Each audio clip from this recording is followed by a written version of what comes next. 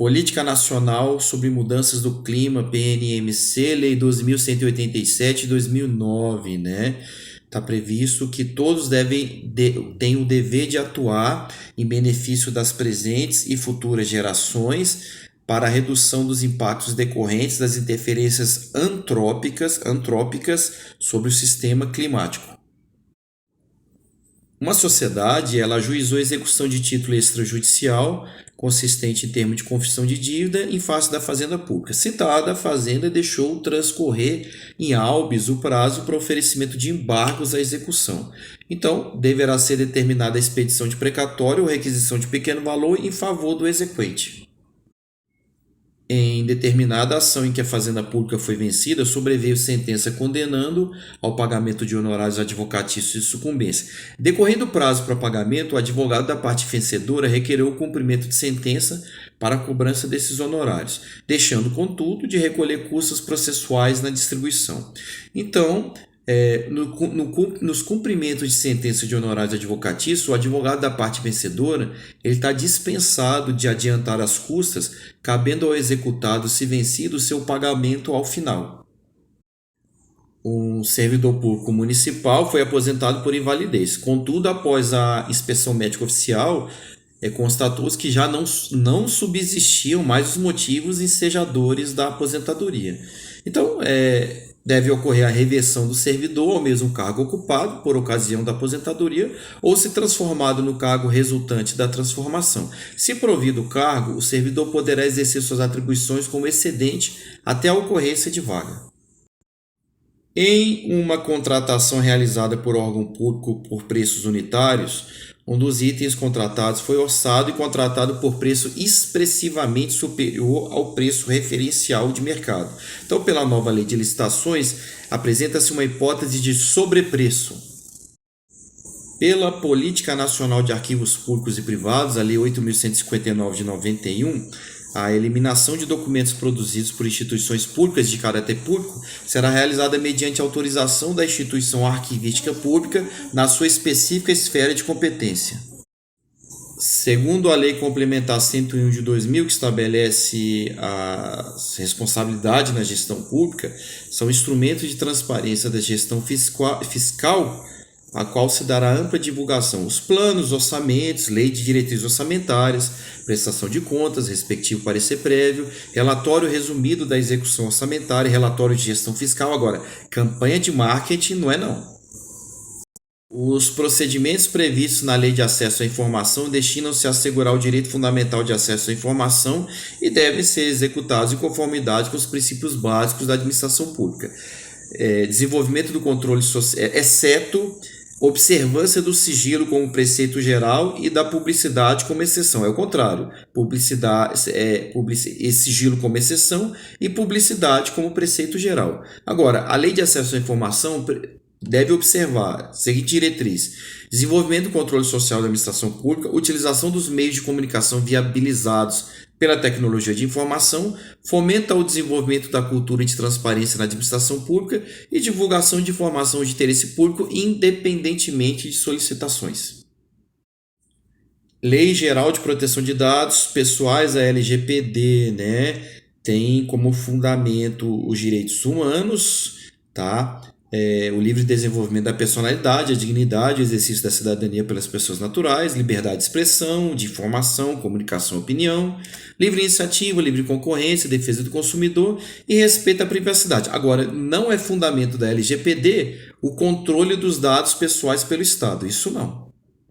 A investidura em cargo ou emprego público, ela depende de aprovação prévia em concurso público, de provas ou de provas de títulos, de acordo com a natureza e complexidade do cargo ou emprego, na forma prevista em lei, ressalvadas nomeações para cargo em comissão declarada em lei de livre nomeação e exoneração.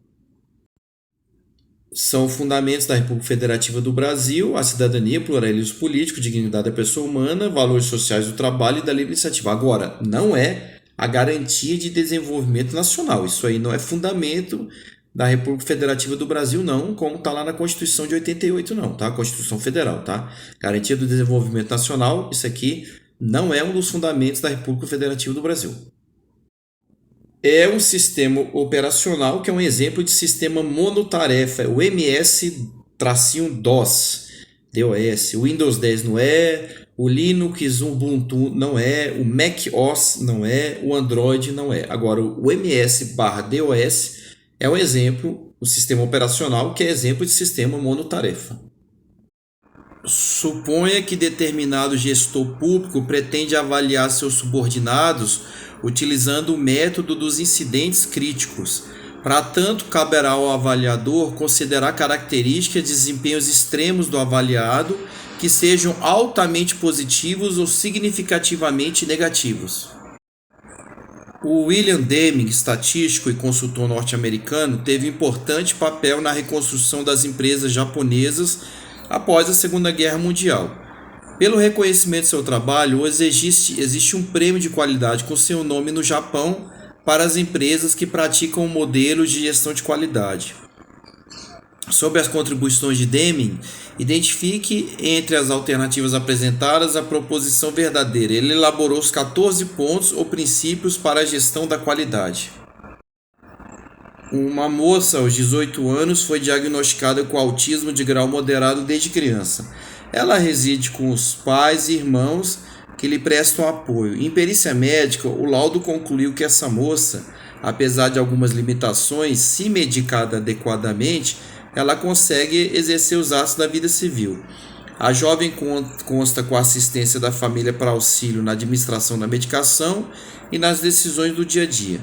Então, o instituto jurídico que melhor se amolda ao caso é a tomada de decisão apoiada, que terá validade e efeito sobre terceiros sem restrições, desde que esteja inserida nos limites do apoio acordado. O simples cumprimento do prazo estabelecido em legislação específica para a prestação de serviço bancário não gera por si só dano moral in re ipsa, e é necessário que, além do ato ilícito, estejam presentes também o dano e o nexo de causalidade, tendo em vista serem elementos da responsabilidade civil.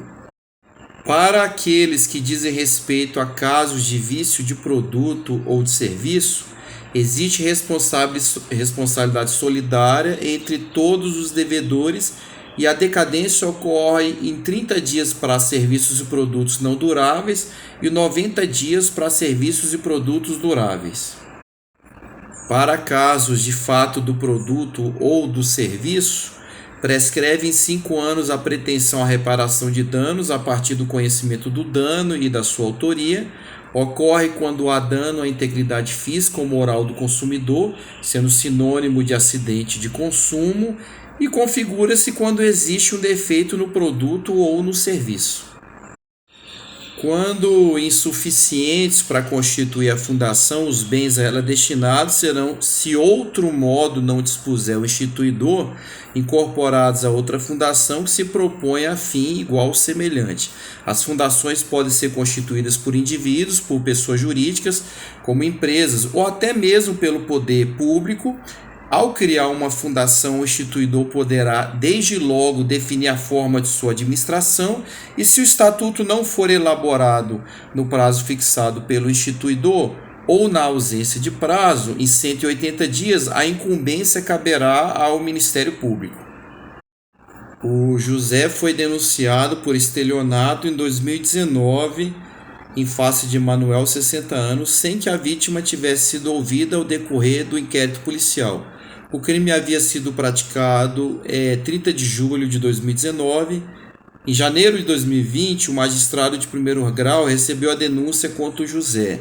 Olha, a decisão foi incorreta, uma vez que o crime pelo qual o José foi denunciado, estelionato, é de ação pública condicionada à representação. O Brutus, mediante violência e grave ameaça exercida com emprego de arma de fogo, tentou subtrair para si o veículo da vítima César, bem como seus bens pessoais e de sua esposa Agripina. Na data dos fatos, Brutus efetuou o disparo com sua arma de fogo em direção ao veículo das vítimas, quando essas escapavam da ação criminosa, apontando em direção à cabeça da vítima Agripina, que ficou ferida com estilhaços de vidro lá da janela do automóvel. E foi atingida de raspão em seu queixo pelo projetil. Então, o que aconteceu? O Brutus praticou, em tese, o crime de latrocínio tentado. Latrocínio tentado. De acordo com a lei de abuso de autoridade, é prevista a pena de detenção de 6 meses a 2 anos e multa para quem deixar de comunicar imediatamente a execução de prisão temporária ou preventiva à autoridade judiciária que a decretou, para quem deixar de comunicar imediatamente a prisão de qualquer pessoa e o local onde se encontra sua família ou a pessoa por ela indicada, e quem prolonga a execução da pena privativa de liberdade, de prisão temporária, de prisão preventiva, de medida de segurança ou de internação, deixando sem motivo justo e excepcionalíssimo de executar o alvará de soltura imediatamente após recebido ou de promover a soltura do preso quando esgotado o prazo judicial ou legal.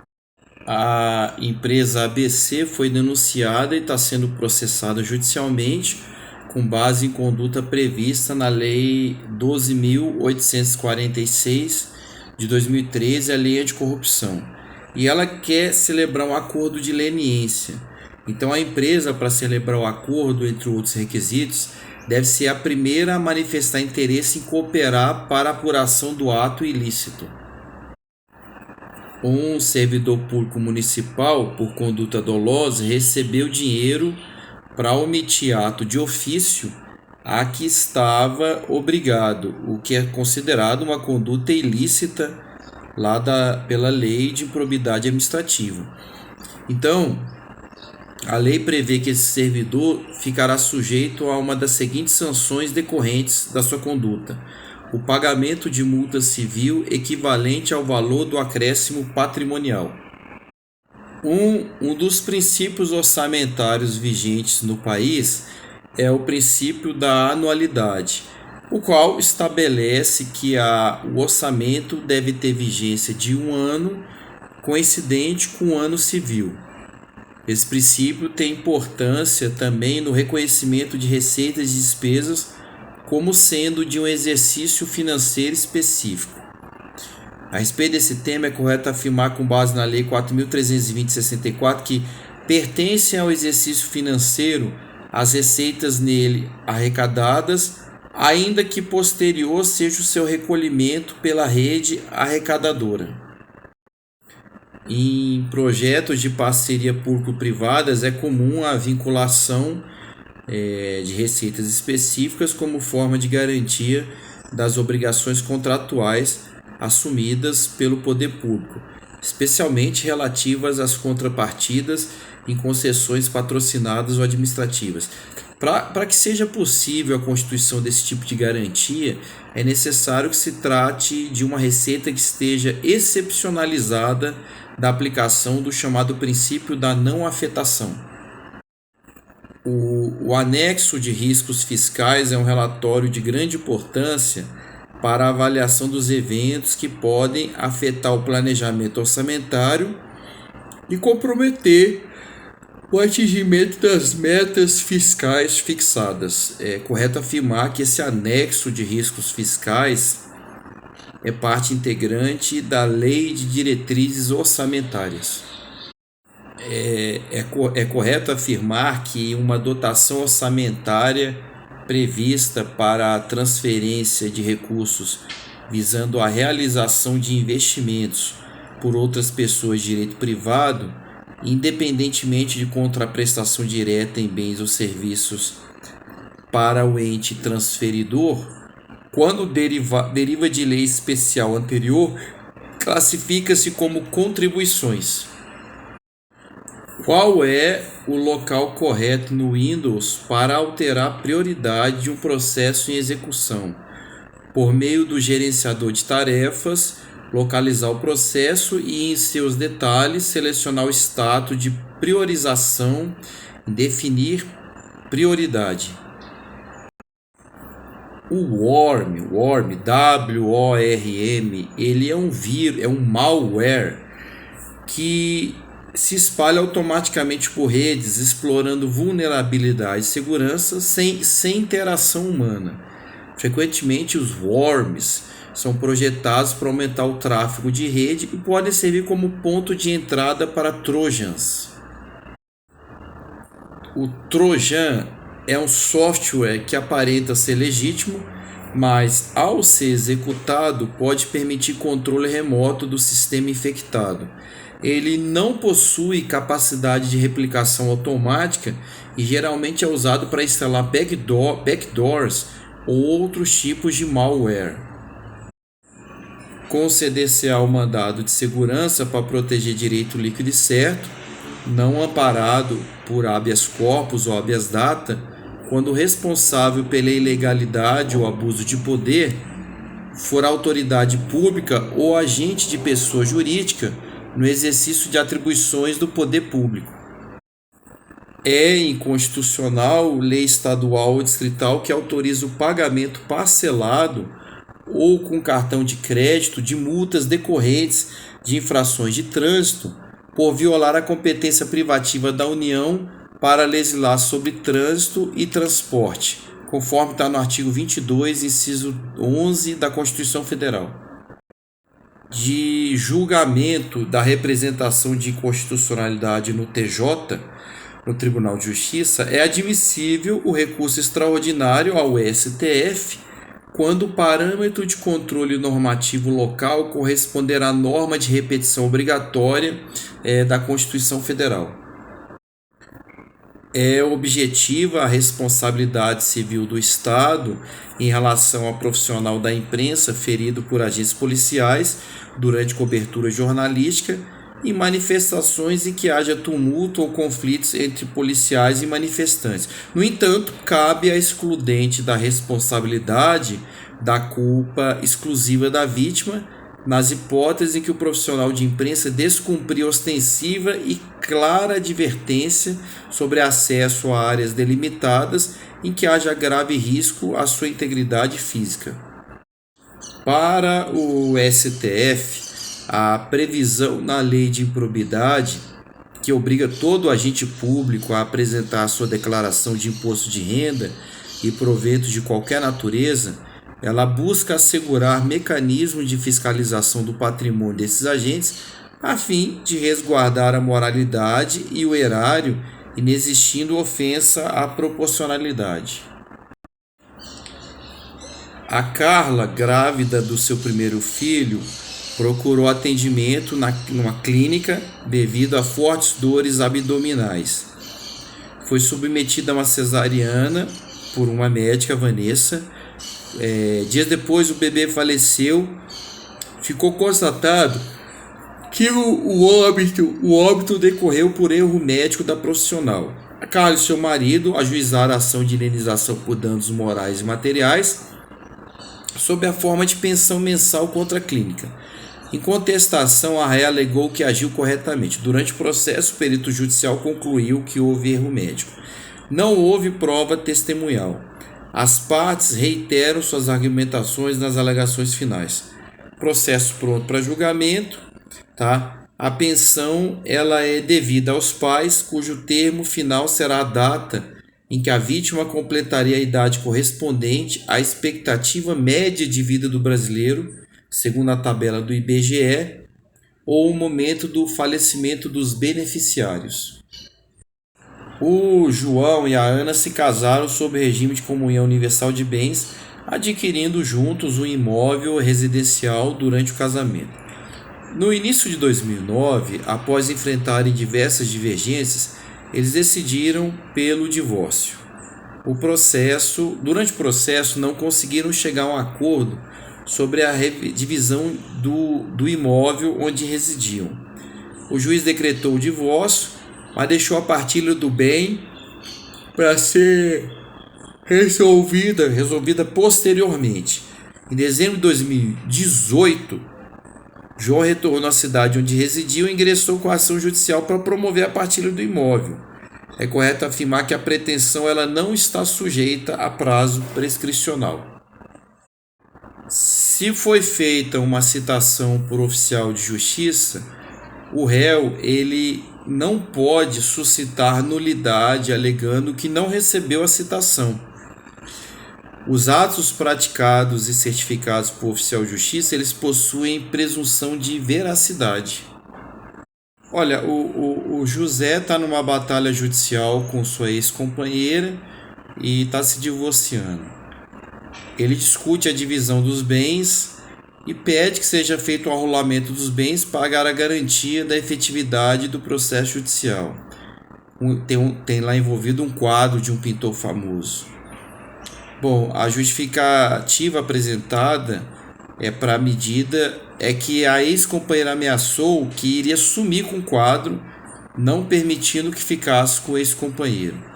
Então, o objeto de discussão processual em ação de divórcio, o Jorge ele busca que seja esse objeto protegido junto dos demais bens comuns do casal, né? Para que seja feita a divisão depois. Bom, então é uma medida, a natureza jurídica dessa medida de urgência pleiteada e o caráter de tal medida, a natureza jurídica é cautelar e o caráter de tal medida é incidental.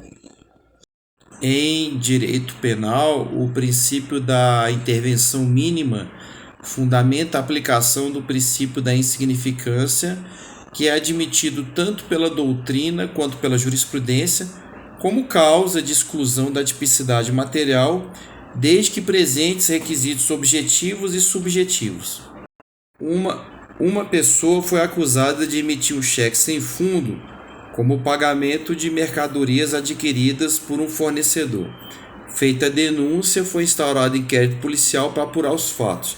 Durante as investigações, o delegado colheu documentos, depoimentos que indicaram que a devolução do cheque ocorreu devido a um erro bancário e que o valor havia sido quitado por outros meios. Ao concluir que a conduta dessa pessoa não foi crime, mas apenas um conflito de natureza civil, o delegado elaborou um relatório final recomendando a extinção do inquérito policial por ausência de indício de prática de ilícito penal.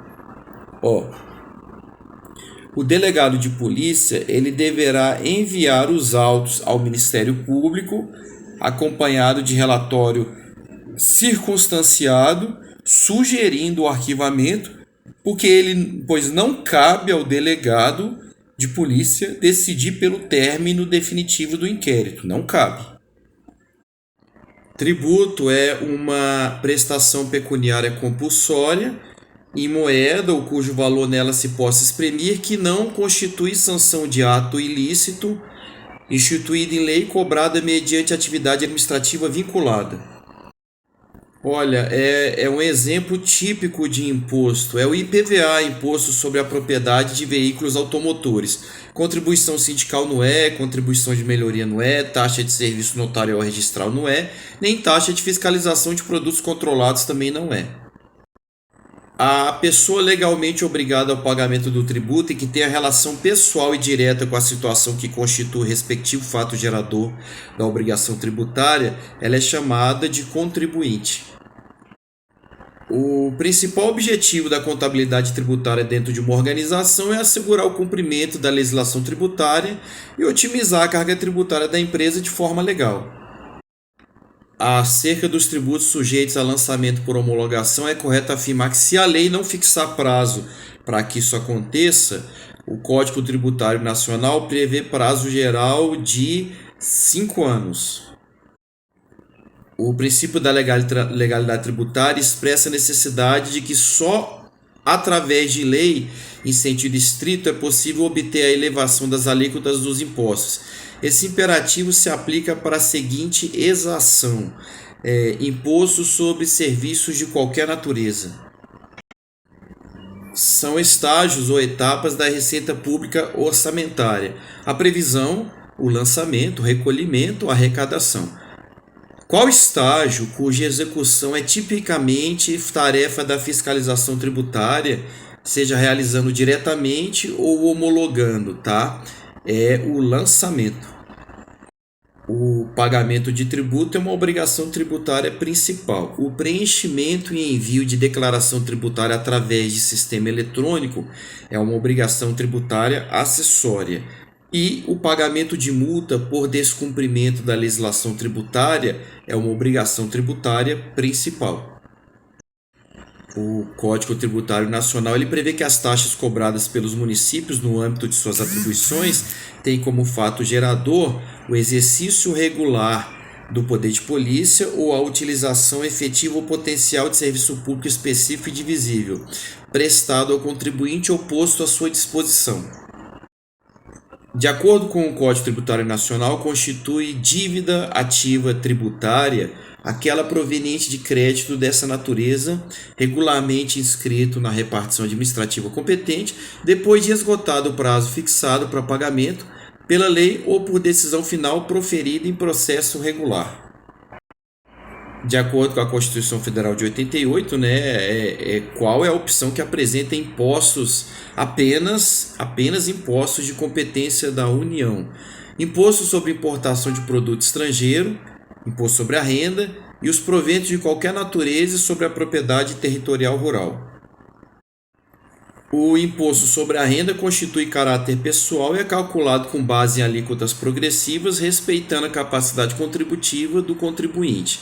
O fato gerador do imposto sobre a renda ocorre no momento em que o rendimento se torna disponível para o contribuinte, independentemente de seu efetivo recebimento. Os rendimentos percebidos por pessoas físicas no exterior eles estão sujeitos ao imposto sobre a renda no Brasil, desde que o beneficiário tenha residência fiscal no país. E o imposto sobre a renda e provento de qualquer natureza incide sobre os acréscimos patrimoniais de pessoas físicas e jurídicas, abrangendo rendimentos provenientes do trabalho, do capital e de combinação de ambos. Um deputado federal ele responde a processo disciplinar perante o Conselho de Ética e Decoro Parlamentar. A sua defesa, após analisar os termos da representação apresentada em seu desfavor, entendeu que deveria produzir prova testemunhal.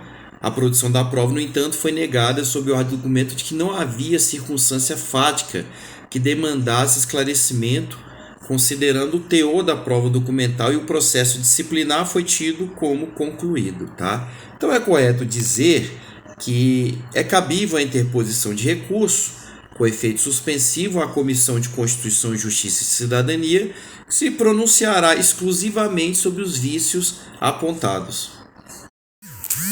Uma deputada federal tomou conhecimento de que seria submetida à votação do plenário da Câmara dos Deputados uma proposição que envolvia direta e especificamente os seus interesses patrimoniais. Tá?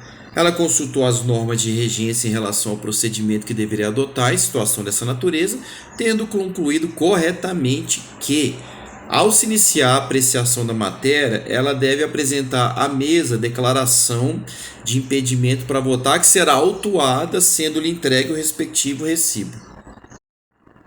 Uma servidora recém-possada na Câmara dos Deputados questionou suas colegas em relação à possibilidade ou não de comissões da Câmara realizarem investigações. Uma das colegas defendeu que comissões permanentes não tinham essa incumbência, tá? Errou. Tá falso. Tem sim. A outra colega, a segunda colega, por sua vez, afirmou que há uma comissão temporária a qual essa incumbência é expressamente atribuída, né? Comissões da Câmara realizando investigações, tá? Ela acertou, tá correto, tem sim. E a terceira amiga sustentou que o fato de uma comissão estar autorizada a realizar investigação não indica necessariamente que possui poderes de investigação próprios das autoridades judiciais. A terceira também acertou. Um deputado federal, ele teria afrontado os deveres fundamentais, tá? Do cargo de deputado, tá? Ele, nesse caso, ele não perde o mandato, tá bom? Um outro deputado, uma deputada, teria celebrado o acordo que tinha por objeto a posse de suplente, condicionado à prática de atos contrários aos deveres éticos dos deputados. Essa deputada pode perder o mandato, tá? E o terceiro deputado teria revelado o conteúdo de debates que uma comissão tinha resolvido que deveriam ficar secretos. Esse terceiro ele não perde o mandato. Um vereador do município, ele entendeu que o vice-presidente da República teria praticado crime de responsabilidade. Analisou lá o regimento interno da Câmara dos Deputados e concluiu que a denúncia ela deve ser acompanhada de documentos que a comprovem ou de declaração da impossibilidade de apresentá-los, indicando-se o local que possam ser apresentados. Após o recebimento da denúncia, o vice-presidente da República será notificado para manifestar-se e, se assim o desejar, no prazo de 10 sessões. E a denúncia será apreciada por comissão especial eleita, que vai emitir parecer. Agora, é falso dizer que o próprio vereador do município pode subscrever a denúncia, o que independeria de muitas formalidades, a exemplo do reconhecimento de firma. Isso daí está falso. Um deputado federal, por divergir do posicionamento de outro colega, também deputado federal, nas votações lá no plenário da Câmara dos Deputados, ele ofendeu a integridade física do colega, integridade física, e foi objeto de repulsa generalizada pelos demais deputados, né? Então, é correto afirmar que esse deputado que ofendeu o outro fisicamente deve sofrer a sanção de censura escrita a ser aplicada pela mesa. No âmbito da Câmara dos Deputados foi praticado um crime e resultou na prisão em flagrante lá do autor. Foi instaurado um inquérito policial presidido pelo corregedor substituto, o qual designou o escrivão. Após sua conclusão, o inquérito foi enviado à autoridade competente. Então, é correto afirmar que o escrivão ele é funcionário estável da Câmara e o inquérito foi encaminhado à autoridade judiciária competente. Numa legislatura, o Procurador-Geral da República estava munido de provas de que o presidente da República teria praticado crime comum. Um estagiário, ao analisar o procedimento pelo regimento interno da Câmara dos Deputados, para que seja instaurado processo criminal em face do presidente da República, ele concluiu que, entre outras medidas, o presidente da República será notificado e o expediente será despachado à Comissão de Constituição e Justiça e de Cidadania, a CCJC.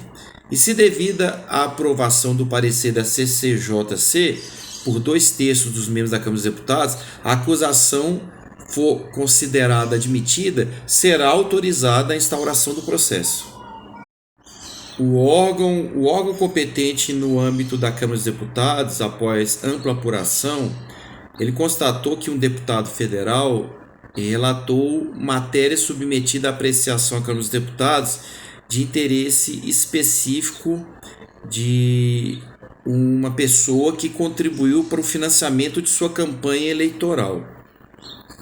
A relatora do caso, no âmbito do órgão competente, recebeu a sugestão de outros parlamentares desse órgão de que o seu parecer indicasse a aplicação a esse deputado, tá, da sanção de suspensão da prerrogativa de usar a palavra em sessão no horário destinado ao pequeno ou grande expediente por 6 meses.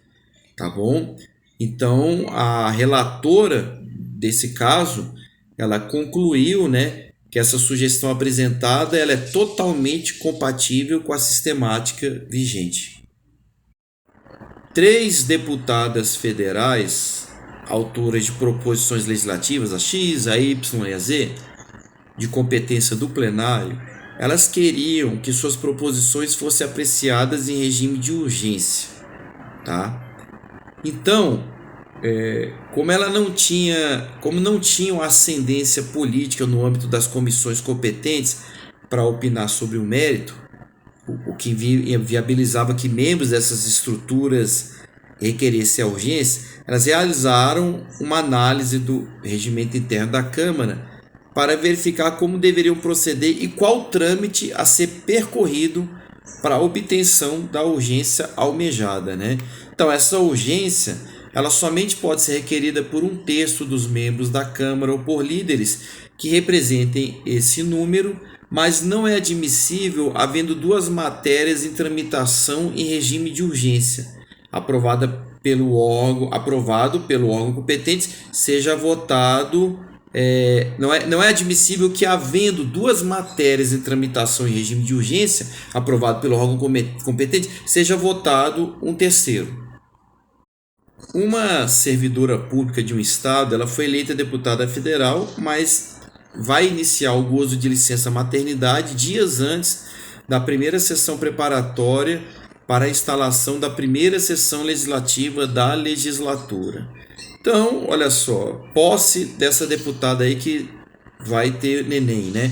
Como é que fica? Ela pode ocorrer de modo virtual, a requerimento da deputada, né? Devidamente acompanhado da declaração de parto em período inferior a 120 dias. Um deputado federal foi informado de que determinada organização não governamental, que era subvencionada pela Câmara dos Deputados, não vinha aplicando corretamente os recursos recebidos. Então ele quer encaminhar essas informações ao órgão responsável para a fiscalização financeira sobre essa entidade, considerando as verbas repassadas pela Câmara dos Deputados. Esse deputado concluiu corretamente em relação à fiscalização que ela é de atribuição da mesa da Câmara dos Deputados.